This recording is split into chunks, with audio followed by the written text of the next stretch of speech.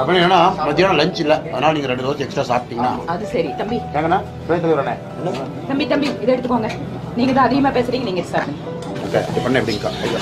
போதுங்கண்ணா, எனக்கு கொஞ்சம் பொடி கொடுங்க. பொடி நல்லா இருக்கு. அடிவானதி என் பார்வதி சின்ன ரோஜா இதழ் அது கண்